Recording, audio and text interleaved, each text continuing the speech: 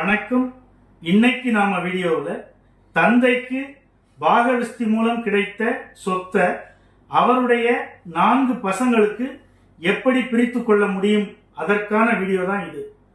இப்போ அந்த தந்தை சொத்தை மொத்தமா விற்று அதை 4 பங்கா ஒவ்வொருத்தருக்கும் பிரித்து கொடுத்துட முடியும்.